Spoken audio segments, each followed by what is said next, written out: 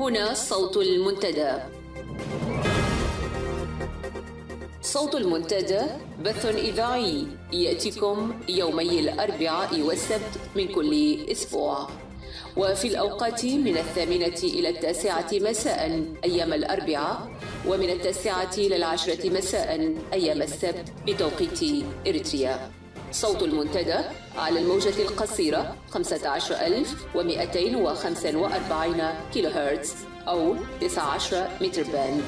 صوت المنتدى على مدى 24 ساعة في القمر الصناعي النايلسات ب8 درجات غربا، وعلى تردد 11678 للاستقطاب الرأسي. صوت المنتدى إعلام مستقل وحوار وطني بناء. صوت المنتدى.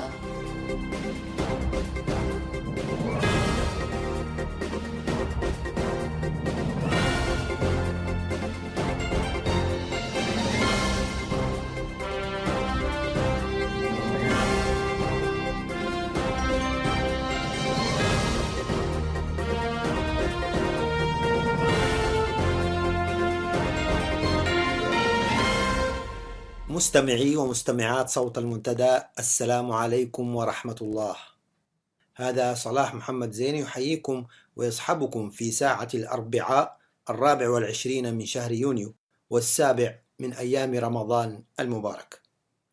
يقدم إليكم الزميلان يوسف بوليسي وموداي فقرتين حواريتين مع كل من الشاب سليم ميكال والأستاذ عبد الرحمن سيد حول التظاهرات في جنيف والتقرير الأممي عن حالة حقوق الإنسان في إريتريا. وفي المستهل سأقرأ عليكم بعد فاصل قصير نشرة الأخبار والتعليق.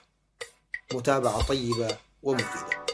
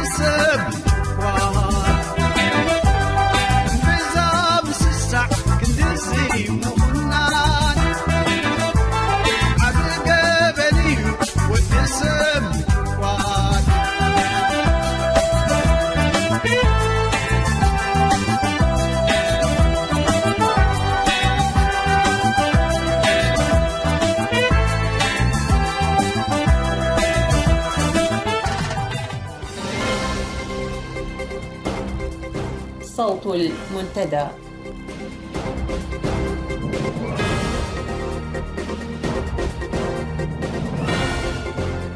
نشرة الأخبار، وهذا أبرز ما فيها. مجلس حقوق الإنسان الأممي يوبخ مندوب النظام. السماح بسفر الفنان ود الشيخ بشروط قاسية.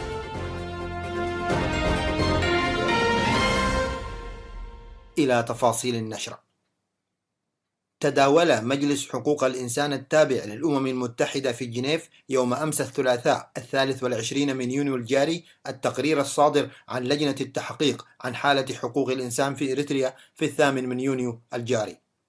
وكشف رئيس المجلس السيد يواكيم روكا في مستهل الاجتماع عن تعرض أعضاء لجنة التحقيق لتهديدات وأعمال ترهيب في فنادقهم وفي الشوارع منذ وصولهم إلى جنيف. وطالب الشرطة السويسرية مضاعفة التدابير الأمنية المتخذة.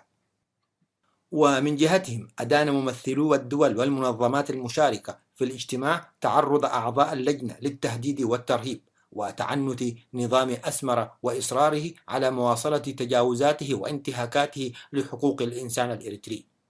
ويذكر أن تقرير اللجنة الأممية للتحقيق عن حالة حقوق الإنسان في إريتريا قد كشف عن انتهاكات تفصيلية لحقوق الإنسان وعمليات القتل خارج نطاق القضاء والتعذيب الجسدي والجنسي حتى الموت، وإخضاع الناس للعمل القسري والسجن التعسفي وانتهاكات عديدة واسعة النطاق للإنسان الإريتري. هذا وقد وبخ رئيس مجلس حقوق الإنسان ورئيس الجلسة السيد روكا مندوب العصابة الحاكمة تسفى ميكائيل قرهتو مطالبا إياه بانتقاء ألفاظ لائقة، ونصحه بالارتقاء إلى مستوى المجلس وآلياته واستخدام لغة مناسبة في المستقبل. ورفض باسم مجلس حقوق الإنسان ادعاءات قرهتو ونظامه وصف تقرير لجنة التحقيق بالمسيس. أفادت مصادر المنتدى من داخل الوطن أن الفنان أحمد محمد الشيخ كان قد سمح له بالسفر لعلاج ابنه صابر الذي يعاني من مرض إبضاض الدم النقوي بعد أن رهن منزلين، أحدهم في مصوع والثاني في أسمرة، رهنا غير مرتجع في حالة عدم عودته لإريتريا في أي وقت تطالبه الحكومة بالعودة. وجاء قبول الفنان ود الشيخ بهذا الشرط القاسي اضطرارا لإنقاذ حياة ابنه. أصدرت سلطات البلدية بالإقليم الأوسط أمرا يقضي بإغلاق معظم حظائر تربية الماشية المعروف بستالا بحجة وجودها ضمن مناطق سكنية، الأمر الذي سبب الكثير من الإرباك لمنتجي الألبان في الإقليم الأوسط، حيث تنعدم الخيارات لضيق المساحات وللمشكلات الأخرى المتعلقة بملكية واستخدام الأرض. وكان قطاع مربي الماشية ومنتجي الألبان يعاني من مصاعب مزمنة نتيجة لعدم توفر الأمصال واللقاحات اللازمة لتطعيم الأبقار وشح الخدمات البيطرية وانعدام الأعلاف المحسنة، هذا غير تحديد الحكومة للأسعار التي تلزم المنتجين باستلامها نظير الألبان التي تباع فقط لمصنع أسمر للألبان بطريقة إجبارية. هذا وقد أدت كل تلك المصاعب إلى تخلي الكثيرين من العمل في هذا المجال، مما أنتج فجوة في كميات المنتج، حيث تحتاج أسمرة وحدها إلى 300 ألف لتر يوميا، بينما المنتج لا يصل إلى 180 ألف لتر حسب إحصاءات معتمدة. وصل الإذاعي الإريتري فهد عامر إلى إحدى دول الجوار بعد أن رفضت الجهات المختصة في وزارة الإعلام منحه إجازة لزيارة أهله بعد 20 عاما من الخدمة الإجبارية. هذا وكان الصحفي فهد قد التحق بالدفعة الثامنة مما يعرف بالخدمة الوطنية في العام 1996، وأمضى 8 سنوات في وحدة الأسلحة الثقيلة قبل سحبه لوزارة الإعلام التي مكث فيها أكثر من 10 سنوات، عمل خلالها مذيعا ومعدا للبرامج ومترجما. انتهت النشرة.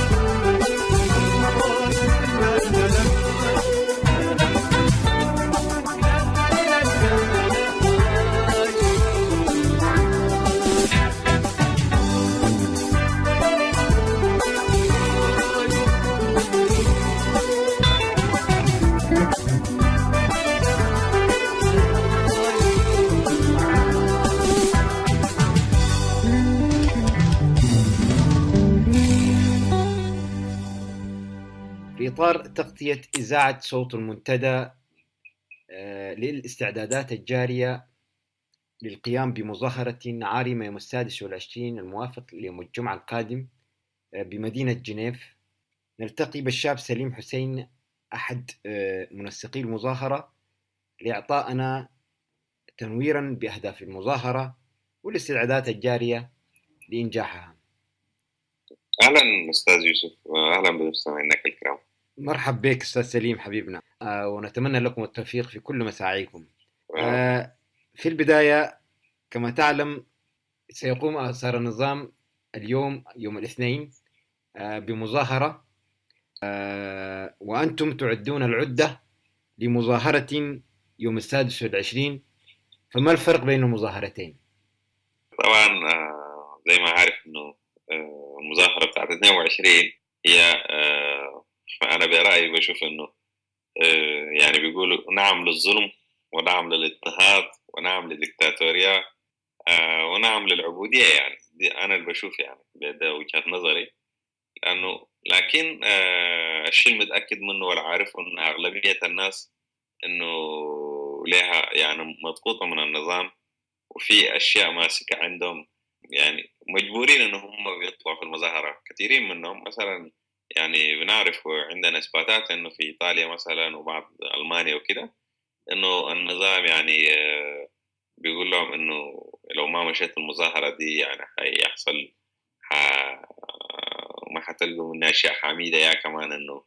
حواجهكم بأشياء أصعب من كده وهناك. فضغوطات يعني زي ما تقول استفزازات، يا كمان يستفزونهم بأشياء، يعني بأشياء إنهم عندهم ممتلكات في إريتريا وأشياء زي دي. ده طبعا أغلبيتهم بيكونوا كده، لكن في بعض الناس كمان مصفقين و لهم أرباحهم الشخصية وكده يعني. أما المظاهرة بتاع 26 إنه هي مظاهرة مطالبة بالحق، يا كمان إنه نأيد إحنا الأشياء اللي ذكرت في التقرير، إنه بنقول إنه بأقل أشياء في النسبة، يعني نحن كإريتريين ما يعني بنشوف إنه دي أقل أشياء ممكن واحد يذكرها. يعني في أشياء كثيرة يعني بتقرأ بيقولوا في مثل بيقول يدقمات عندي يكون لقبقى لابوني، بيقول يعني ما في شيء ما حصل إلا بس ما تحكى عنه يعني.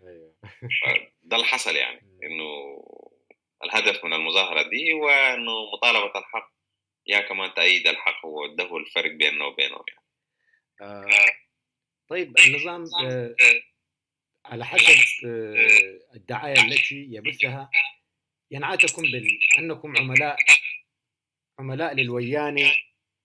عملاء لأمريكا، عملاء للغرب، ولأنكم حسب رأيه تدفعون في اتجاه الضغط على الحكومة الوطنية بين قوسين طبعا بإعاز من الخارج. ما رأيك في هذا الكلام يعني؟ والله طبعا كلمة وطنية دي طبعا شوية محيرة بالنسبة لي، لكن يعني نحن من الويانة ولا عملاء لأمريكا ولا لويانة. نحن يعني الجبهة الشعبية يوم من الأيام كانت تتعامل مع ويانة، يعني هو لو جوي كده نحن على الأقل يعني الدول دي قاعد نتعامل معها على أساس إنه القانون وكلام زي ده يعني. وبعدين يعني ما في داعي إنه واحد يقول، لكن هو يوم من الأيام اتحد مع ويانة وكان يعني كان عمل حروب أهلية في إريتريا يعني. فأيهما أظلم يعني؟ هل إنه الناس اليوم من الأيام كانت تحارب مع صفوف ويانة وتقاتل أخوتها، ولا ناس يعني على الأقل في إنه هي تتعامل بأسلوب زي ده؟ لكن طبعا أنا دار هو أصلا ده شيء متعودين عليه. في حاجتين كل ما تعترض عن الشيء بيسموك وياني عقامي ولا سوبي ولا عميل ولا حاجة كده، وده شيء متعودين من النظام إنه هو يقول، يعني ما أول مرة يقولوا لنا. لكن إنه نحن بنشوفه إنه طالما هو عندنا مصلحة و يعني حق الإنسان وحق المواطن الإريتري فيه مصلحة، هنتعامل حتى مع الشيطان يعني بنتعامل. فما أعتقد إنه شيء عار يا كمان هنا، ده نوع من النضال هو. لكن عمرنا ما كنا وياني ولا عمرنا كنا عملاء أمريكا. يعني ده الرسالة اللي دار أقولها. لكن أنا متأكد إن يوم من الأيام وهو يرجع عن تاريخه، يوم من الأيام كان يعني انضم مع وياني وكان يقاتل أخوتنا يعني، فأيهما أظلم يعني، ياتوا يعني ينبذ يعني. وهو حاليا بيضطهد شعبنا، وموجود شعبنا في السجون وفي معتقلات وفي إهانات، ياتوا الأظلم يعني. على الأقل نحن قاعد نطلق هو أصلا في إطار بحثه عن خلق أزمات خارج وإلهاء الناس بالأزمات في الخارج، وتغطية الأزمات التي يخلقها في الداخل.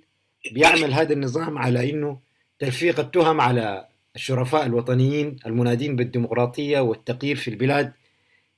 وينعتهم بنعوت كثيرة جدا، واللي هي الهدف منها هو التغطية على كل فشله وظلمه واضطهاده لشعبنا وبلادنا. الأخ سليم، نحول للمحور الآخر من اللقاء. يعني أنا عايز تدي المستمع الأهداف المتوخاة من المظاهرة في جنيف. يعني والله يا أستاذ يوسف، طبعا إنه مرات إنك أنت لما تكون منتظر يعني تغيير جذري، يعني كمان إنه حيكون في إنجازات كبيرة وكده، وهنا مرات بيكون شوية صعبة، بالذات في البروسس، يا كمان في النشاطات اللي بتقوم بها الأمم المتحدة، يا كمان كل الأنشطة الدولية وكده يعني. لأنه مثلا يعني إنه لسه الكوميشن اوف انكايري، كمان لجنة تحقيق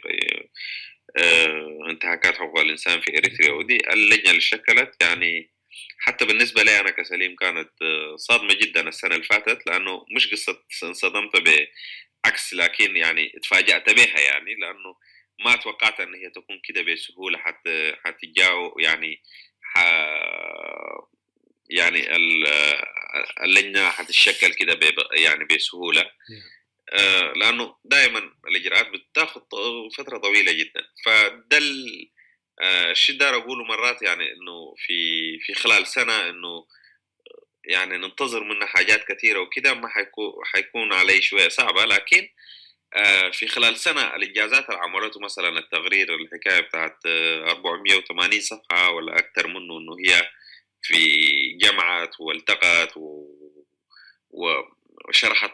الوضع الإريتري بالتفاصيل، ده كان إنجاز عظيم. فالمظاهرة إنه الهدف منها إنه نحن نزيد أكثر من كده الضغط على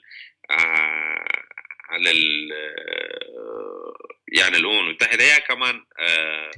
المجتمع الدولي، إنه حتى نوصل إنه المطلوبين يعني في النظام الإريتري، يعني النظام الحاكم في إريتريا، إنه هو يصل للمحكمة الدولية في الأهاية، كمان إنه يعني زي يعني كتار من الرؤساء وصلوا في المحاكم دي. فنحن الهدف منا إنه نحن نوصل في المحكمة دي يوم من الأيام. فده الهدف منا باختصار يعني. بالاختصار من المظاهرة إن إحنا دارين فوق من التقرير إنه هي الناس دي المطلوب تطالب في العدالة ويقدموها في المحاكم يعني. ده هو الهدف. يعني الهدف من هذا المظاهرة هي تأكيد ما ذهبت إليه المفوضية في أن النظام قد يعتقد بأنه يرتكب جرائم حرب. أيوة، هم المشكلة إنه يعني قد يعتقد دي، طبعا بالنسبة لي إنه شوية يعني ما في مكانة بالنسبة أنا قالي كسليم، لأنه هو أنا يعني مؤكد إنه هو يرتكب جرائم ضد الإنسانية في إريتريا،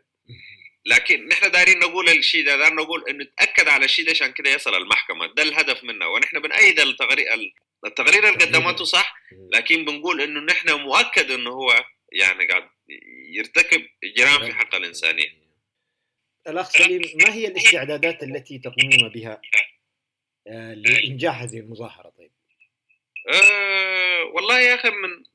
طبعا الاستعدادات كبيرة جدا واسعة، والسنة دي حتكون مظاهرة فريدة إن شاء الله بإذن الله يعني. الحضور حيكون عدد كبير جدا، يعني تجمع ما حصل قبل كده. على حسب توقعاتنا كمان الشيء المنتظرينه في الفترة دي إنه حيكون تجمع كبير جدا، وشيء فريد ما حصل في تاريخ أوروبا على حسب اعتقادنا. فاستعدادات يعني بمستويات عالية جدا موجودة. يعني هنا مثلا في سويسرا من مغاربة يعني بعد يعني المكان للمظاهرة وبعد التأمين للترحيلات لغاية المقر اللي حيلتقوا فيه الإريتريين في محل يعني في قاعة حنلتقي، وحيكون في جلسة تشاور، وحيكون إفطار جماعي ولا عشاء على حسب المسلمين. طبعا رمضان كريم. أيوة. كمان نسيت في البداية، طبعا للمسلمين حيكون في الإفطار والعشاء حيكون في نفس الوقت. ثم بعدين يواصل الحوار وحيكون في نقاش، وحيكون عدة ضيوف حقوقيين وقانونيين وكذا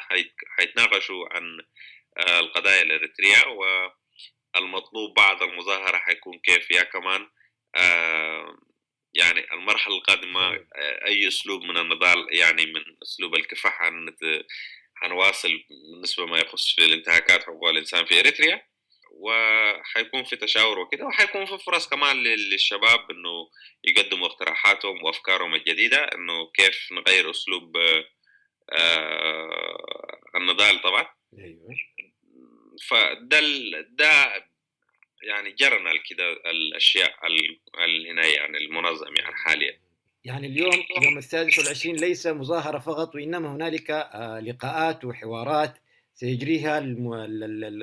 الحضور يعني، وذلك في سبيل تجويد عمل المقاومة ضد النظام يعني. أكيد. ودي الفرص طبعا دائما إنه التجمعات زي دي بتتعرف بالناس والكفاءات وتظهر الكفاءات، يعني بتشوف فيها الإنجازات اللي بتحصل، وبتحاول تقيم يعني نشاطك وكيف تقدر تعمل المرحلة القادمة يعني. فده الفرص يعني، وحيكون يعني يوم حافل ويوم إريتري صافي، وحيكون يوم إريتري مفتوح ونقاش، ويعني حتكون السهرة لحد صباح يعني. حيكون الناس تساهر في المحل، وحتى في فرقة فنية كمان حتكون متواجدة، وفي بعض الشباب كمان إنه من اللي تربوا هنا في القريب حيقدموا بعض العروض مثلا زي مسرحيات وأشعار وكده، وحتكون يوم حافلة يعني. فدي الفرص كمان للملتقيات يعني للشباب. بالتأكيد. الأخ سليم، نتمنى لكم التوفيق، ونتمنى نلتقي هنالك ونقيم المظاهرة يوم 26. شكرا لك الأخ سليم. إن شاء الله. العفو، وشكرا لكم كمان رائد المنتدى، وأشكرك أستاذ يوسف، وتاني أقول رمضان كريم، وإن شاء الله تصوموا وتفطروا على خير، وكل سنة وأنتم طيبين. صوت المنتدى.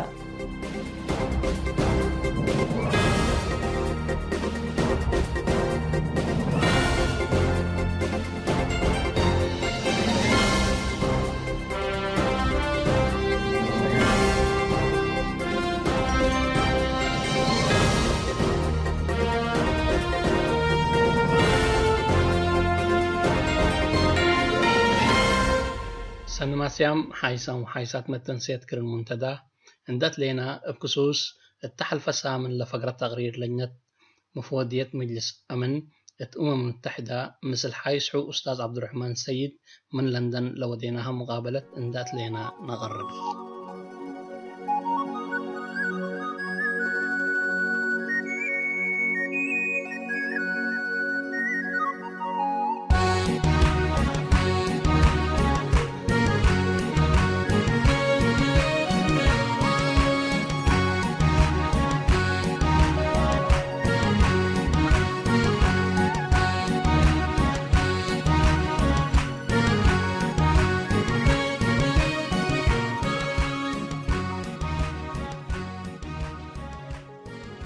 حيسحو عبد الرحمن السيد أولا سنايد حن مزخنا السلف بسميتشي وسميت كرن منتدى أقل الحمد كافته مثلنا بهالليوتكا. أهلا وسهلا أستاذ موداي، سنايد حن صرحكم، وأنا ما مرة سعيد أنا باللقاء اللي كما تتأمر دي بحل في أسبوع مفوضية تحقيق مع الأمم المتحدة التغربت تقرير إريتريا حاسل لها لا جريمة ضد إنسانيته بيلد ابن كركال كفتريو اللي طبعا قرار أو تقرير من أمم متحدة، يعني من منظمة دولية من نمازيته، واللي تقرير اللي السنة كاملة شاكو دي بعلو دروس علو ومقابلات ودوا علو مثل لاجئين مثل من نظام دي بريتريال هلا لهربو وبعد أقوي ثلاث أعضاء إلى مفوضية درسوا وحر لتقرير أقولاف برو من خلال اللي دراساتهم دي بريتريال حصل هلا ديكتاتورية وبس يكونيني، لكن من ديكتاتورية ولعل نظام دي بل شعب إريتريا لمسكين بزح جرائم لارتكب كم هلا، واللي جرائم اللي يعني درجته درجة جريمة بحق الإنسانية اللي بيقولوا، والجريمة بحق الإنسانية دولت بهل دي بقانون دولي اللي أتمعنته دي بقانون دولي حقوقاتها يعني معناه لنظام قليل الجرائم اللي لا ارتكب لها هلا دي محاكم دولية قلت حاكم كمان قبيل هي بمعنته. فاللي تقرير نزل صدره من هيئة عليا تنعي أمم متحدة ثلاث كفاءتهم دي قانون لقبا ودي دراسات ناي ريسيرش إمكانياتهم عالية لقبت أعضاء لبديبة مفوضية تلام صدتو تقرير سبت قبا لتقرير ناي بزح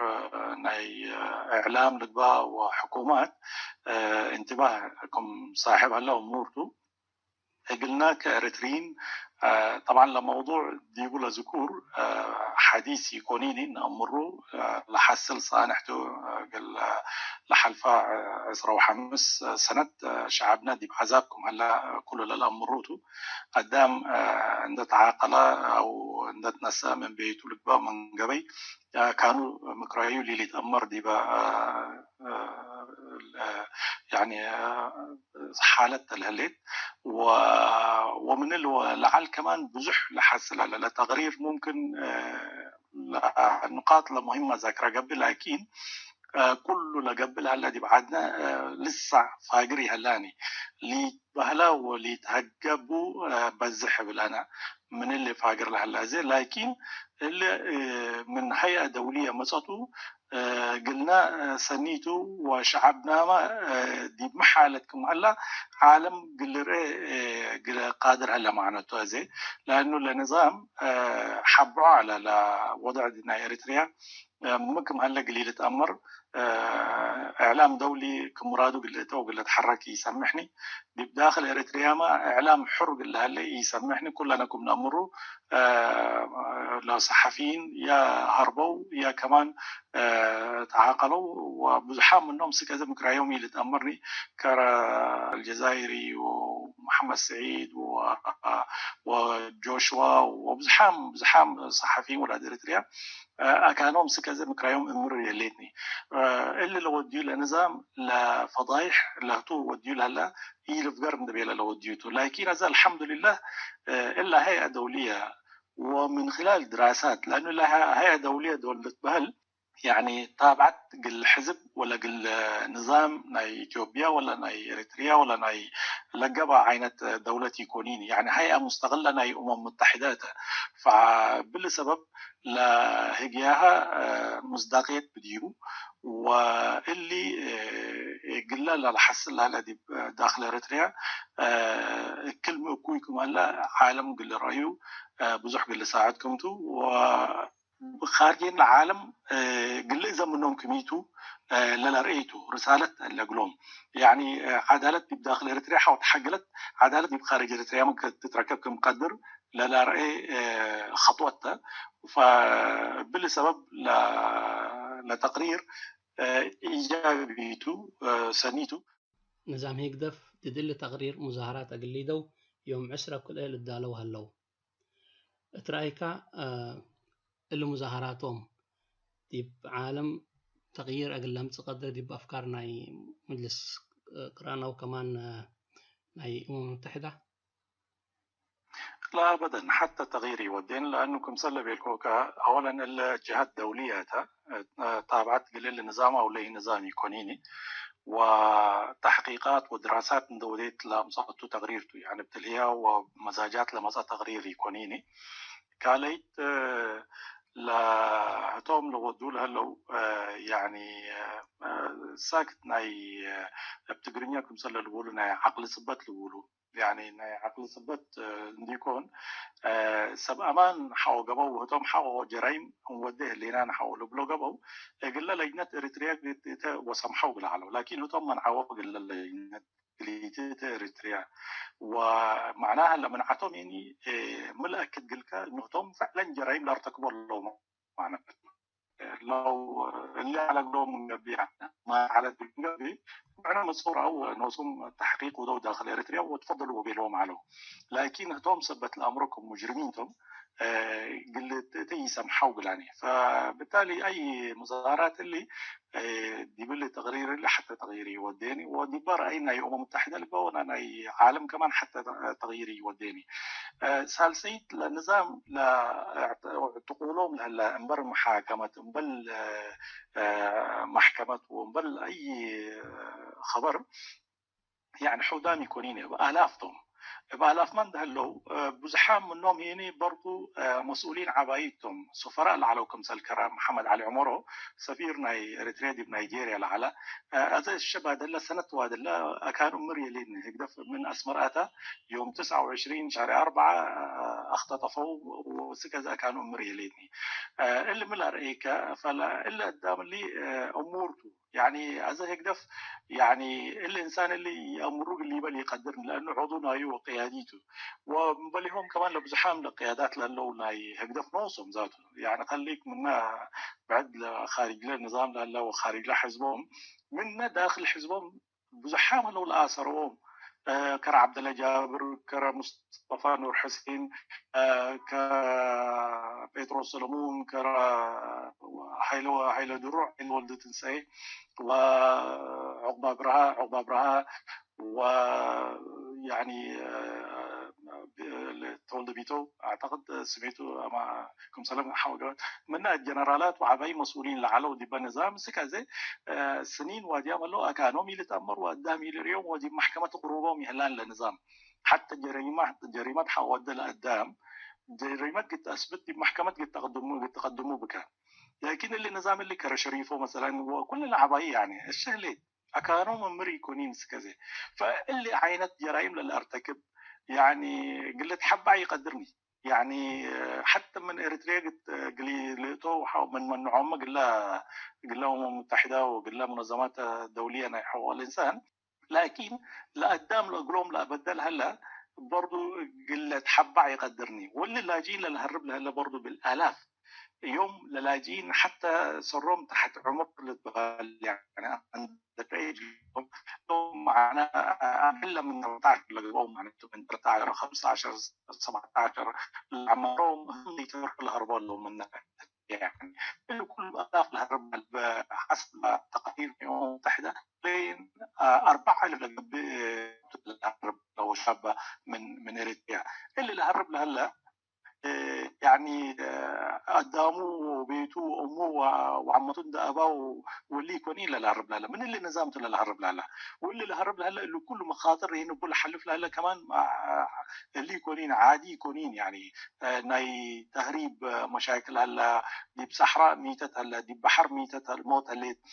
كله من الامر لكن من اللي النظام اللي الهرب لهلا معناها اللي كل فضايح الى النظام لا نفكر لهلا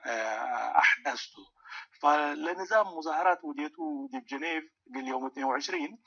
اولا نجح ولا ينجح لمظاهراته الله اعلم، لانه لجرائم متامره حتى قال ممكن بقدا وممكن اريتريا وتسعتها ليت واثيوبيا قد تقوطات وتقتلات وكنا ندبيل القدام شويه بحماس وطني لا تتحرك هذا الامر هلا كم بديري هلا القدام فطنها والامر هلا اللي قدام للهرب لهلا من اريتريا يعني مخاطر بوتو لجيس لهلا اللي مخاطر اللي لكن لا ديبو لا تبطح لها ميتا لانه لا وضع ديب داخل اريتريا كوي سبت هلا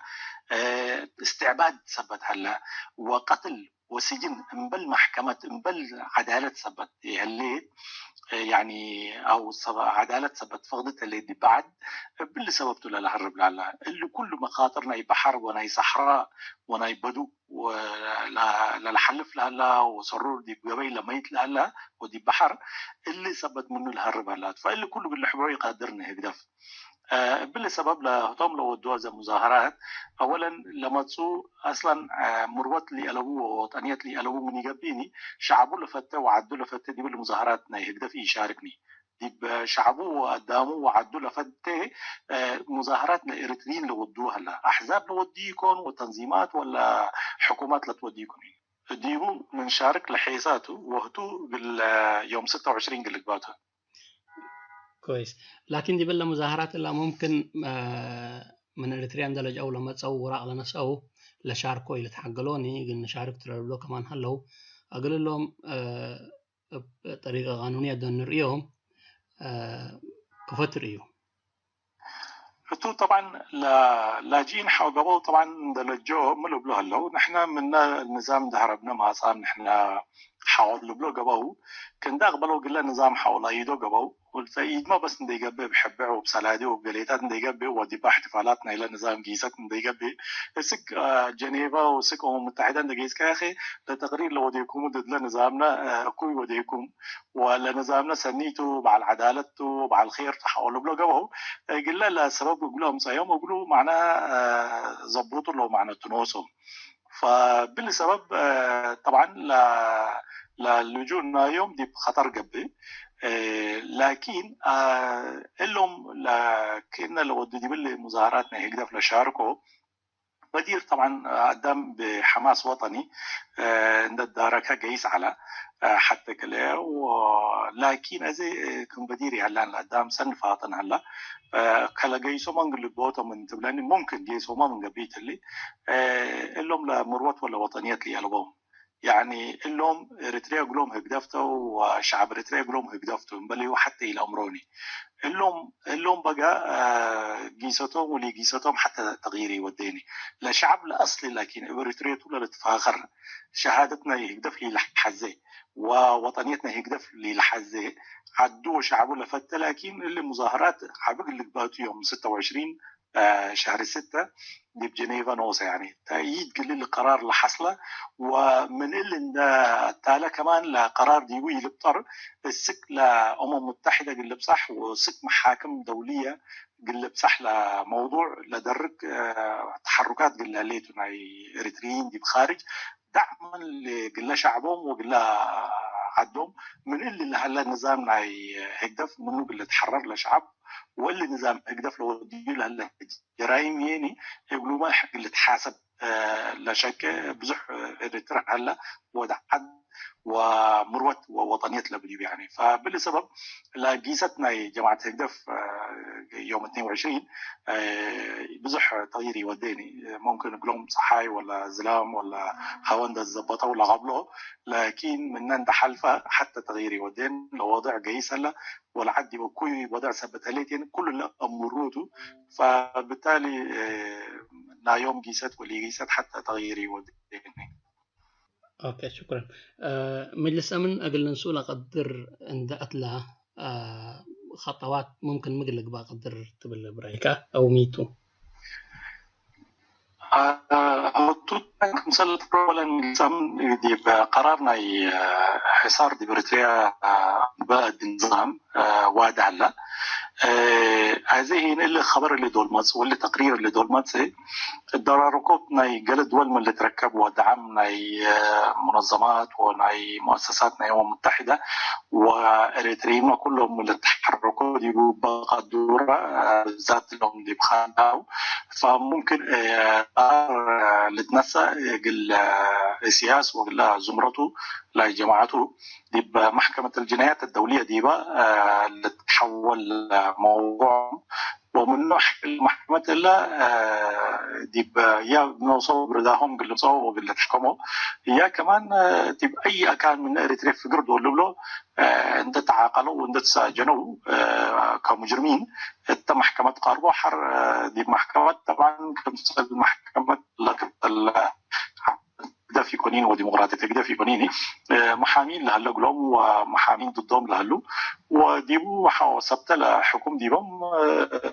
الاستبدانو معناته وإيجاتا ممكن الوضع بالهلا حاستمر لأنه ديبا أوروبا لما تصل هلا عدد لاجين زي إريتريين تقريبا الأول جابه هلا هتوم وسوريين زي لبزحوا لاجين هتوم جابه مالو فالسوريين امور طبعا حرب اهليه ثبتها لي دي بسوريا بوت ولا عدم الحرب هلا دي بريتريا لكن حرب اهليه لبوني دي بريتريا هلا جرائم النظام فمن اللي جرائم اللي حرب لما تصل على اريتريا حود يكونيني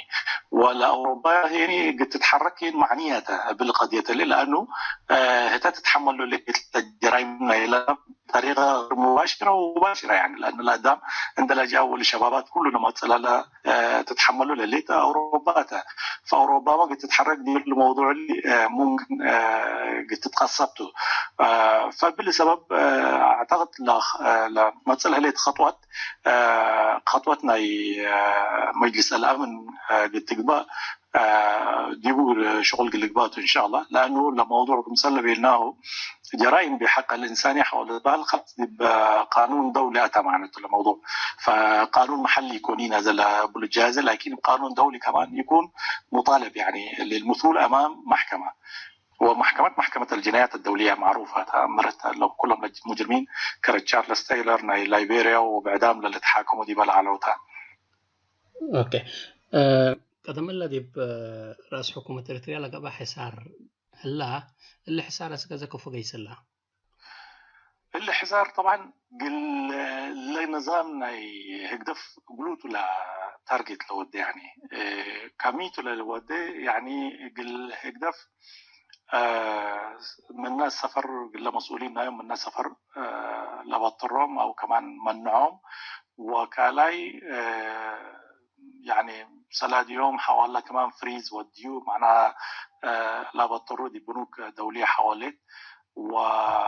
وسالسيتني أسلحتكم حزوق الإلهات ولا منعته طبعا اللي قرار اللي من فقرة من 2009 حاوت ريكا ومن قبل حتى من القرارات اللي يطبقان السكازي يعني مسؤولين يقدركم حزوا لتحركوا له السكازي وسلاديهم كمان تصبتت وتحاكرتي سمعناني البنوك ناي سويسرا اللي بقول ناي بعد عالم وسالزيت كمان أسلحات ما أكيد قادروا من قبل لما تصلها له من منعهم لكن هتوم طبعا قليل الموضوع اللي جماعة تقدر قلستهم لحازوا لبلو نحن قد مظاهرات مودلنا والأمم المتحدة ضدنا تودلت ومن سنة 52 ولا 49 ضدنا الشكل الأمم المتحدة وكنا قلي ولا لحاولوا طبعا اللي كله حسته لأنه أولا ما 49 لقى ولا تاريخ بنوته مثل اللي زال هلا علاقة طلبوني قالي لا لو ديامل هلا الأمم المتحدة الحصار المعلن يعني لا تطبيق ديول الساعة يوم ليا معناته طبقوا ما علو من قبل للعنو لازم يقفتن يكون لشعب ولا دولة يكونيني يعني أنت مثلا مسؤولين يوم ناي هدف أوروبا نوصوا سلاد من جماعات من طرفه وشباب من تنظيم شباب وديت من طرفه لا خسر له هدف يكون لشعب ولا دولي أصلحت تحزين إريتريا دي باللغات اللي يعني أصلحت تحزين دولتي يكونيني حقول كل الحروب أزل تحزين موادنا بناء موادنا مدارس موادنا مستشفيات يكون إصلاحات للتحزية دولة يكونين إريتريا. يعني حتى اللي مخاطرنا اثيوبيا وما شابهه للتبهل كمان اللي بصلحت لبطر يكون بصلحت لبطر على مقبي سياس ما اصلحت مليان على قول الايام 98 2000 لحرب دول الجبانه يبادمه وبادمه دول خسره ويانت صبتها وشبنتها اصلحت مليان على كاصلحت يكون لتحارب وبدير ما اثيوبيا قال اريتريا احتلتها علت برضو أسلحتنا إثيوبيا بزحلة وجيشنا إثيوبيا من جيش تحريرنا إريتريا وجيش الشعبي الإريترياني. لكن لقضية ما علت لقضية عادلة سبت علت شعبنا حاربه وبالأقوى جيش وأقوى أسلحة وفتاكة على تقولوا ده هزميو أرض حررة. فبالتالي هذه اللي أسلحتنا بطرهم ذاته نطبقوا لحصار الأمم المتحدة شعب إريتريا حتى يقبل بالعكس النظام اللي ضعف ممكن لا حاوس طولوا ومنعوه من قبل من سفريات وليتات بالعكس شعبنا لا استفيد ولا نظام ده اللي تعب وده الحمق جيس وهو اصلا ده الحمق جيس وبالتالي ما يجيسات ونوكوت من السلطات قل شعبنا خير وقل عدنا بركتهم ديكون حتى مشكله ارغوني فهم الا قل قضيه الا قل استخدموا للحو بزح اللي ألباني يعني سوق ألباني دي با عداقة من تتكرر عول ألباني معنى شيء لكن انسر لصلاح من نعم من قبي فجر حكومة إريتريا حكومة كيرت من قبي حكومة عادلت مسات من قبي اللي حسار أقل ساي يقدرنا أو كمان سجل ترفع زمان قل ساي يقدرنا حتى مرت طبقة من قبي ثم معلم مسلك موضوعي طبعا الحصار دي بهدفته لقابل هلا يعني دي بهدف حوقابه هلا هدف حوطوكا من لما تصل حيسا نظام حوقابه الحصار اصلا الحمد لله دي سلاد هدف واسلحه هدف ومسؤولين هدف سبت قبل النظام الحديث لما تصحوا منه الحديث قبل ممكن بزح تاثيري ودديون حتى اسلحتنا من نستورد ريكا مشكله يكونينكم سلبي الكوكا نحن ذاته نتمنى لدولتنا والعدنا كم سويسرا قلت يعني دولة محايدة حروب ومشاكل اللي قلبها مثل جيرانها ومثل العالم دول قبل قلنا خير ذاته وأسلحت يعني كمثل بالكوكا يعني أولا مكلفته ونحن دولة فقيرة نحن دولة فقيرة دي بأسلحت مليونات كنت أفقر وشعبك للسفرة وتعمي ودولة كلسع يعني مقاومات تحتية مكتملة ألباني فبالسبب اللي نحن ذات حتى النظام الحديث دول ماتسي حتى حصارنا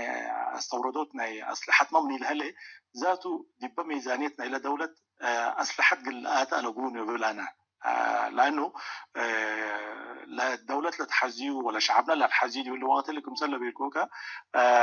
عند حرسة وعند تجارة وعند بنا وعند صنعاء اللي مبرم ديكون دي بحروب ودي بمشاكلنا حروب اللي تكم سلة اللي النظام رقدة في الودي هلا دي باللي ثقافة اللي قلة تغير بديكو ولا استمرار النظام قلة باته معناته فبالتالي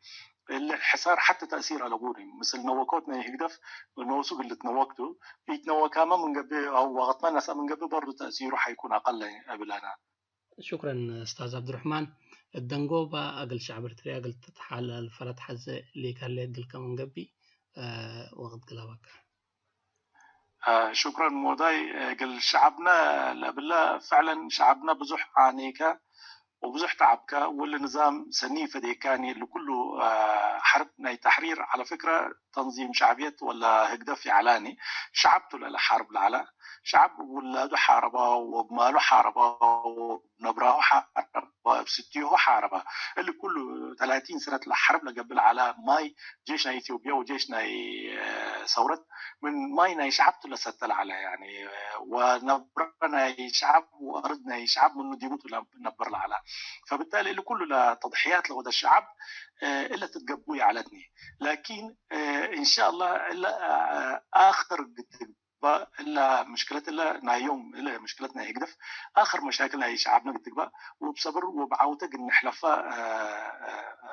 دعاية ومن يوتيتو ومناسبتنا يا رمضان هيني رمضان مبروك ورمضان مبارك لشعبنا كله، وإن شاء الله اللي رمضان خير وبركة اللي يقولنا، وإن شاء الله كل رمضاننا دي بعدالة ودي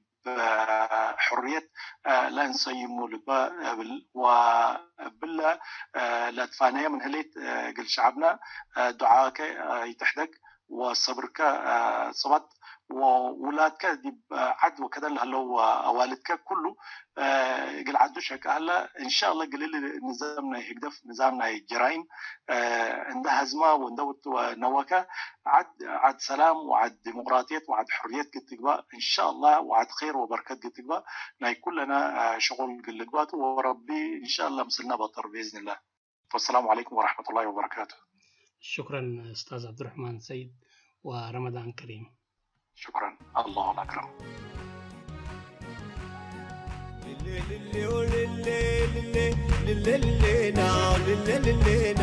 مدردي بدي افوت عارفين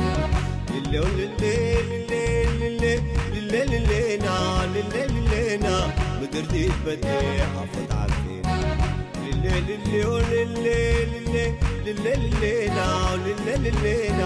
مدردي بدي افوت عارفين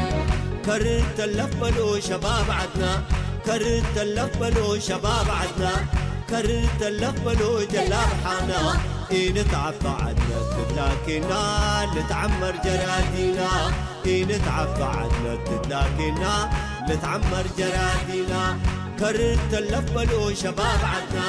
كرت اللفلو شباب عدنا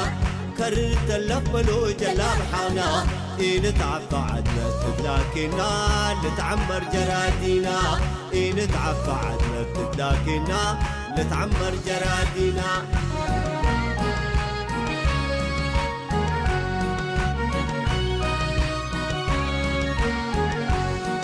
كرت اللف من أنبل ما انتو قبلها تبطر كرت اللف من أنبل ما انتو قبلها تبطر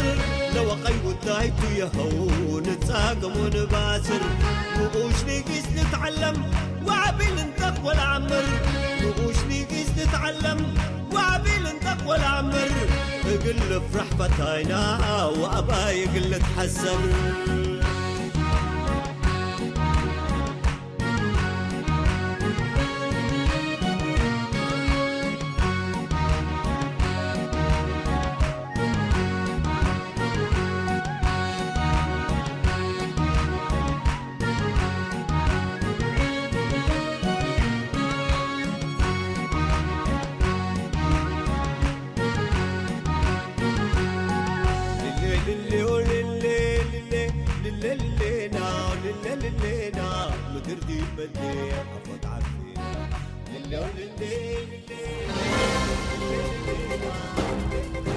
صوت المنتدى.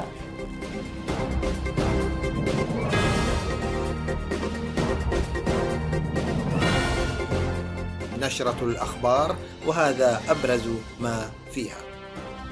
مجلس حقوق الإنسان الأممي يوبخ مندوب النظام. السماح بسفر الفنان ود الشيخ بشروط قاسية.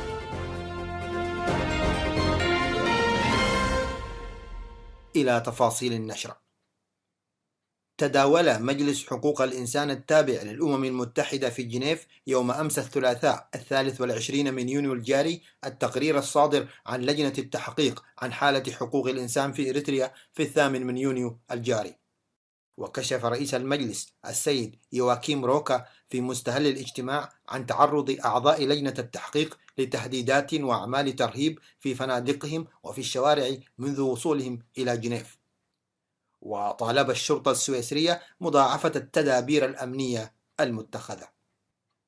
ومن جهتهم أدان ممثلو الدول والمنظمات المشاركة في الاجتماع تعرض أعضاء اللجنة للتهديد والترهيب وتعنت نظام أسمر وإصراره على مواصلة تجاوزاته وانتهاكاته لحقوق الإنسان الإريتري.